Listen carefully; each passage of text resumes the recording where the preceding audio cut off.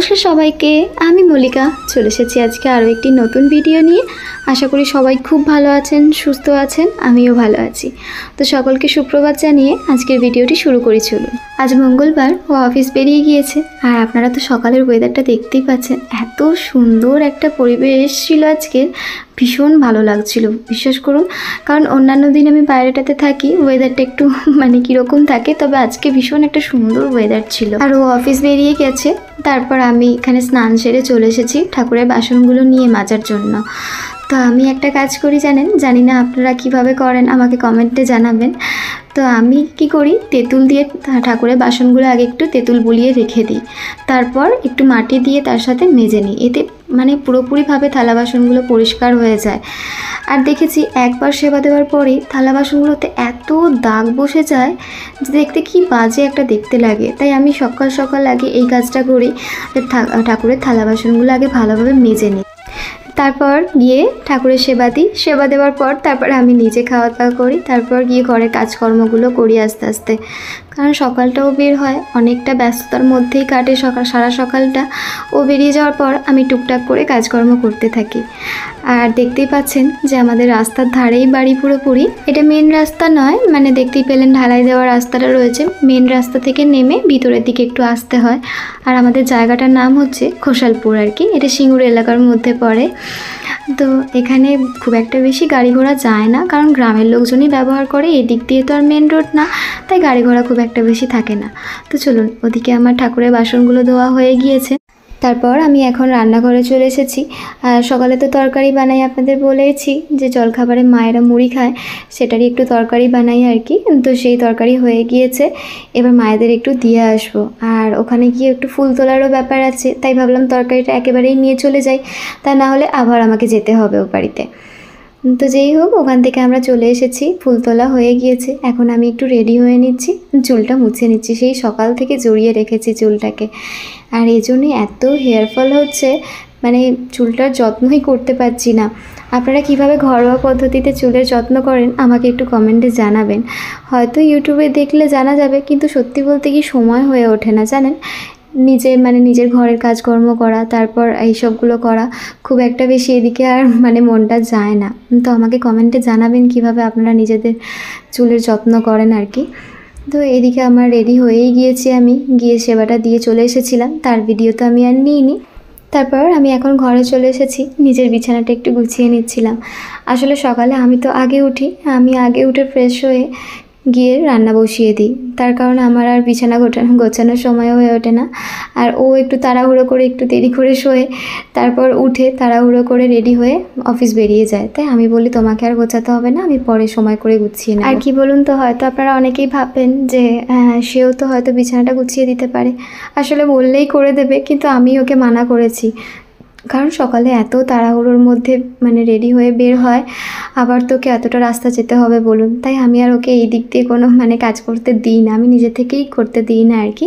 কিন্তু যেই দিন ছুটি থাকে সেই দিন আমাকে অনেক হেল্প করে দেয় ঘরের কাজ করতে, তাই আমি এই দিনগুলো আর বলি না, কারণ সারাদিন ওরাও তো কাজ করে বলুন, তাই এই সবগুলো আর বলা যায় না আর কি। তো যেই হোক, অনেক গল্প করলাম। আর এদিকে দেখুন, আমি আজকে চাউমিন নিয়ে বসে পড়েছি। আর এখন বেজে গেছে প্রায় 10:30 মতো। ওদিকে কাজকর্মগুলো মিটিয়ে নিয়ে একটু চাউমিন খাচ্ছিলাম। আজকে ওকে টিফিনে চাউমিন বানিয়ে দিয়েছি। আর আগের ভিডিওতে আপনারা দেখেছেন যে আমি সকালে ছাতু খাই, আর ছাতু তো সকালে খেয়েছিলাম, তাই যখন 10:30 বেজে গিয়েছিল তখন চাউমিন একটু ছিল, টিফিন করেছিলাম। আর আমিও ভেবেছিলাম আজকে আর ভাত খাবো না, তো চাউমিন খেয়ে নেবো বলে তাই চাউমিন নিয়ে বসে পড়েছিলাম। আর দুপুরে আর সেভাবে কোনো ভিডিও ক্লিপ নিতে পারিনি। আর এখন বাজে বিকেল 5:30, আর আমি এখন ঘরগুলো একটু ঝাড় দিয়ে নিচ্ছি দেখুন। আর বাইরেটা দেখেছেন, আমাদের এত বাঁশঝাড় রয়েছে এখানে, আর এত নোংরা হয় কি বলবো জানেন, একটু ঝাঁট না দিয়ে দিলেও হয় না যেন। তাই আমি আর পারি না, 5টা থেকে 5:30টার মধ্যে একটু ঘুম থেকে উঠে ঘরটা ঝাড় দিয়ে নিয়ে বাইরেটাও একটু ঝাড় দিয়ে পরিষ্কার করে নিই। তা না হলে এত মানে পাতা পড়ে থাকে, দেখতেও কি বাজে। আর ঝাড় দেওয়া হয়ে যাওয়ার পর আরও একটা বিশেষ কাজ হচ্ছে, মানে ফুল গাছেতে জল দেওয়া। এই বাঁ দিকটাতেই, আমাদের বাড়ির বাঁ দিকটাতেই আমি কয়েকটা গাছ বসিয়েছি, কিন্তু কি বলুন তো, এখানে গাছ খুব একটা বেশি হয় না। কারণ আমাদের ওই বাড়িতে গাছ বসালে খুব সুন্দরভাবে গাছ হয়, কিন্তু এই বাড়িতে গাছ হয় না। কারণ সামনেই দেখলেন বাঁশঝাড় রয়েছে, মানে পুরো ছাওয়া থাকে, তো এখানে কোনো গাছপালা খুব একটা বেশি ভালো হয় না। তবে আমি এবারে অনেকগুলো নয়নতারার চারা বসিয়েছি, মোটামুটি গাছগুলো হয়েছে, জানি না কি হবে। আগের বছরও ঠিক এই সময়টাতেই তো নয়নতারার চারাগুলো বের হয়, তো সেগুলো বসিয়েছিলাম অনেকগুলো, প্রায় 10 থেকে 12টা চারা বসিয়েছিলাম। কিন্তু এত খারাপ লাগবে শুনলে হয়তো আপনাদেরও, মানে প্রত্যেকটা গাছই শুকনো হয়ে অটোমেটিক মারা গেল। মানে দুবেলা জল দেওয়া হতো, কিন্তু কেন জানি না মারা গেল। এখানে মানে পোকা এসে যাচ্ছে গাছগুলোতে, কেন জানি না। আর আমি একটা শখ করে স্থলপদ্মের গাছ বসিয়েছিলাম, গাছটা আমার এত সুন্দর হয়েছিল, কিন্তু দেখলাম ওতেও পোকা ধরে গেল। তবে গাছটাতে আমি ওষুধও দিয়েছিলাম, কিন্তু তাও পোকাগুলো মানে গেলই না, দেখলাম গাছটাও মারা গেল। তবে এখন যা কিছু গাছ বসানো হয় সব ও বাড়িতে বসাই, ওখানে কোনো এরকম ধরনের অসুবিধাটা হয় না। আর তাই সবাই এখানে বলে, এই যে সামনে আমাদের বাঁশঝাড়টা রয়েছে না, মানে পুরোপুরি এটা ছাওয়া থাকে, যার কারণে নাকি গাছপালাগুলো হতে চায় না। তো আমিও ভেবে দেখলাম হ্যাঁ হয়তো এটাই হবে, রোদ পায় না হয়তো সেভাবে, যার কারণে গাছপালাগুলো হচ্ছে না। আর এবছর তো একদমই বৃষ্টি হচ্ছে না, যার কারণে গাছগুলো মোটামুটি বড় হয়েছে, কিন্তু যেন গাছগুলো বেশ মানে সেভাবে বাড়ছেই না। তাও তো ওকে দুবেলা জল দেওয়া হচ্ছে, জানি না কি হবে। তো চলুন, ওখানে বিকালবেলা তো একটু বাইরে অনেক সবাই বেরিয়েছিল, কাকিমারা থাকে আশেপাশে, অনেকগুলো আমাদের বয়সী অনেকেই বউ রয়েছে, তাদের সাথে একটু গল্প গুজব করা হয়। তারপর ও 6টা থেকে 6:30টার মধ্যেও তো বাড়ি ফিরে পড়ে, আর আমিও চলে আসি সন্ধ্যা দিয়ে দেওয়ার পর। এখন বসে পড়েছি একটু আলু কাট। আর এর আগে দেখলেন যে আমি লুচি ভাজছিলাম। আসলে আজকে রাত্রেবেলা তো আর রুটি করলাম না, রোজ রাত্রে আমাদের রুটিই হয়। তবে অনেক দিন ইচ্ছা করছিল একটু লুচি আর আলু ভাজা খাবো, তো ওকে বলছিলাম, কিন্তু এত গরমের জন্য না, ও বলছিল যে করো না এভাবে, গরমের মধ্যে খুবই অস্বস্তি হবে। কিন্তু আজকে আমার এতটা ইচ্ছা করছিল, আমি বললাম ও গরম হোক যেই হোক, আমি আজকে লুচি বানাবোই। বলে লুচি তো হয়েই গিয়েছে।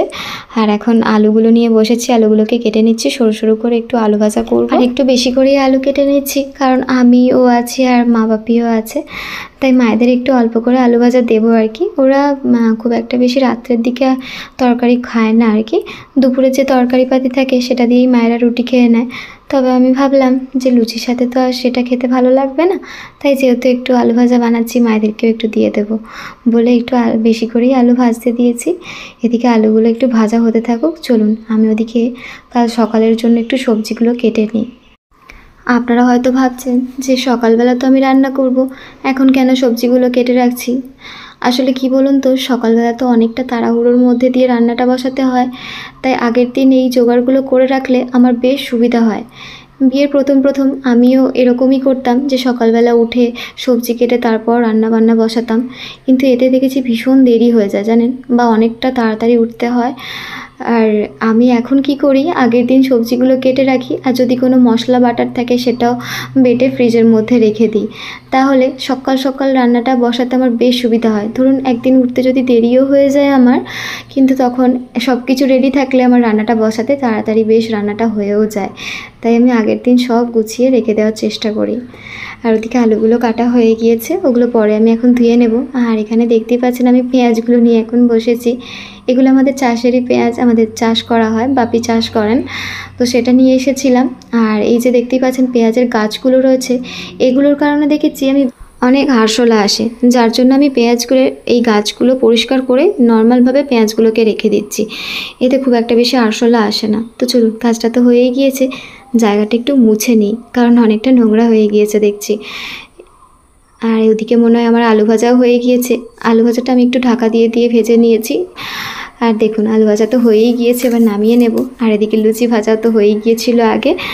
তো ওদিকে মায়েরা এসেছিলো, মায়েদের খাবার দিয়ে দিয়েছি, মা নিয়ে চলে গেছেন। আর অনেকগুলো বাসন জড়ো হয়ে গিয়েছিল, সেগুলো এখন মেজে নিচ্ছি। আর সকালবেলা উঠে বাসন মাজতেও ভীষণ অস্বস্তিকর একটা লাগে, তাই আমি রাত্রেই এগুলো করে রাখি, যতটা পারি কাজ এগিয়ে রাখি, যাতে সকালে একটু তাড়াতাড়ি উঠে মানে মোটামুটি কাজগুলো তাড়াহুড়ো করে দিতে পারি আর কি। তাই সব হাতের সামনে জোগাড় করে রেখে দিই। আপনারা কারা আমার মতো এইভাবে মানে কাজ করেন? আরও যদি কোনো অন্য উপায় থেকে থাকে মানে গুছিয়ে কাজ করার বা সহজভাবে কাজ করার, সেটাও আমাকে কমেন্টে অবশ্যই জানাবেন, তাহলে আমার অনেকটা উপকার হবে। আর কথা বলতে বলতে আমার বাসন মাজাও হয়ে গিয়েছে, আর বাসনগুলো গোছানোও হয়ে গিয়েছিল। আর এখন আমি স্ল্যাবটা আর বেসিনটা একটু পরিষ্কার করে নিচ্ছিলাম। তো যাই হোক, এই কাজগুলো আমার হয়ে গিয়েছে। আর এত জোর খিদে পেয়ে গিয়েছে, তাই আমি ফ্রেশ হওয়ার আগে খাবার নিয়ে বসে পড়েছি। আর ও তো সন্ধ্যায় খেয়েছে এসে, তাই ও আর এখন খেলো না, আমি এখন বসেছি একা একাই। তো আলু ভাজা আর লুচি খাওয়া হয়ে গিয়েছে, তারপর গিয়ে ফ্রেশ হয়ে চেঞ্জ করে এসে এখন একটু স্কিন কেয়ারের ওপরে মন দিয়েছি আর কি। আসলে সারাদিন তো কাজকর্ম করা হয় আর অনেকটা টাইম পড়ে যায়, তাই রাত্রের দিকটা কিছুক্ষণ সময় আমাদের মনে হয় আমাদের স্কিনকে দেওয়া দরকার, আর সেটাই করছিলাম। তো চলুন, যেই হোক, ফ্রেশ হয়ে গিয়েছি। আর রাত্রে অনেকটা সময় বাকি ছিল, এখন প্রায় বাজে 9টার মতো। তাই ভাবলাম কি করব, বসে থেকে থেকে একটা আলপনা ডিজাইন বানিয়েছি। ভিডিওটা নেওয়া হয়নি, তাই ছবিটা আপনাদের সাথে শেয়ার করলাম। কেমন হয়েছে আমাকে কমেন্টে অবশ্যই জানাবেন। তো চলুন, আজকের ভিডিওটি এখানেই শেষ করছি। ভিডিওটি কেমন হয়েছে অবশ্যই আমাকে কমেন্টে জানাবেন, আর ভালো লাগলে একটি লাইক করে দেবেন। আর যারা আমার ভিডিও নতুন দেখছেন তাদের জন্য বলছি, তারা পারলে আমার চ্যানেলটি সাবস্ক্রাইব করে রাখবেন, আরও নতুন নতুন ভিডিও এলে যাতে আপনারা দেখতে পারেন। তো চলুন, সবাই ভালো থাকবেন, সুস্থ থাকবেন। দেখা হচ্ছে পরের আরও একটি নতুন ভিডিওতে। নমস্কার।